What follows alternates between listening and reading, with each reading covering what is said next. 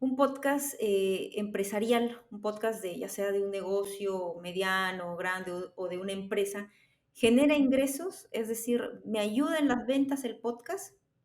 Sí te ¿Sería puede ayudar en las correcto? Sí, ¿sería correcto de repente crear un podcast pensando en que va a ayudarme en las ventas? O sea, la respuesta creo que siempre, como siempre, es depende, como para casi todo en la vida. ¿Por qué? Porque depende mucho el giro de tu negocio, ¿no? Por ejemplo, en un rubro que sí funciona y sirve bastante es en lo que es, por ejemplo, consultoría, ¿no? ¿Por qué? O sea, consultoría, agencias, este tipo de negocios, ¿por qué una estrategia? Y la voy a... Sí la he compartido antes, pero no está de más compartirla acá en el podcast. Es la de el networking y generación de leads, ¿no? Entonces, si tú sueles tener, o sea, si tú, por ejemplo, supongamos que somos una consultora de comunicación, ¿ok? O de marketing. Entonces, tenemos aquí lo que tenemos que hacer es pensar en quién es el tomador de decisión en las empresas que van a ser nuestros clientes, ¿no? Porque somos una agencia de marketing, nuestros clientes suelen ser empresas. Entonces, ¿quién toma la decisión en esa empresa? Normalmente es un gerente de marketing, un asistente de marketing. Entonces, armamos nuestro podcast de marketing y una buena estrategia es invitar a nuestros potenciales clientes, ¿no? Con dos objetivos, ¿no? El primero, hacer networking, que te conozcan, conocerlos, y el segundo es contarles de manera muy discreta, obviamente, porque invitar a alguien a un podcast no es para venderles, eso sí hay que tenerlo claro. Invitar a un podcast a alguien es porque tú sabes que realmente te va a otorgar valor a tu podcast y aparte te sirve para conocerlo, te sirve para generar una red de contactos. Pero aquí cuando invitas a alguien a tu podcast es porque sabes que te va a generar valor, contenido de valor para tu podcast. Entonces, cuando está ahí de manera muy sigilosa, y a veces se da que te preguntan, es contarles sobre lo que haces. Yo acá puedo poner el ejemplo, mencionabas mi podcast contenidos que lo tengo ahí un poquito abandonado, vamos a ver si lo retomamos pronto. A mí me ha servido mucho para conocer personas que o han recomendado Explora o han terminado siendo clientes de Explora. O sea, gracias al podcast.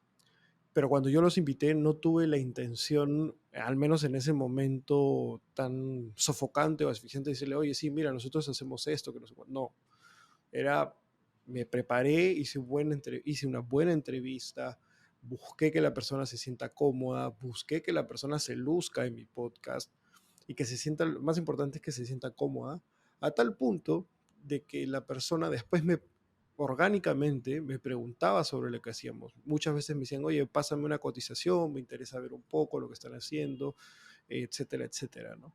Entonces, respondiendo a tu pregunta, totalmente, ¿no? Sobre todo en emprendimientos o empresas, quizás no tan grandes, no corporaciones, porque las corporaciones suelen ya tener una estrategia comercial distinta, pero yo sí he trabajado con empresas medianas o empresas grandes, no corporaciones de nuevo, pero empresas grandes que sí eh, les sirve este tipo de, este tipo de dinámicas para networking, para generación de leads, ¿no? Entonces, yo sí lo descartaría para venta directa, porque sí, depende, pero de nuevo, depende qué vendas, ¿no? Depende mucho qué vendas. Por ejemplo, si tú vendes cursos, quizás sí te puede ayudar un poco, ¿no? Por ejemplo, tener un episodio sobre, no sé, pues un episodio introductorio sobre cómo manejar redes sociales y a la mitad o al terminar el episodio dices, si quieren conocer más, les dejo nuestros cursos.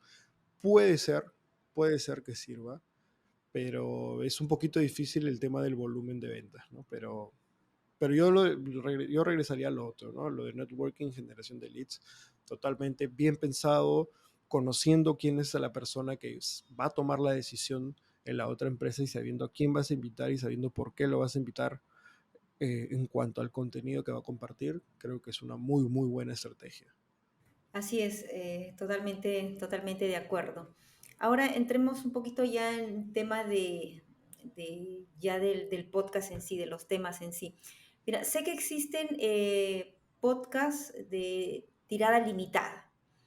Entonces, mi pregunta es, de repente por ahí alguna marca personal o una empresa puede preguntarse, eh, ¿cómo decido eso, no? ¿Cómo sé, existe algún factor que determine, por ejemplo, si mi podcast debe ser o no de tirada limitada?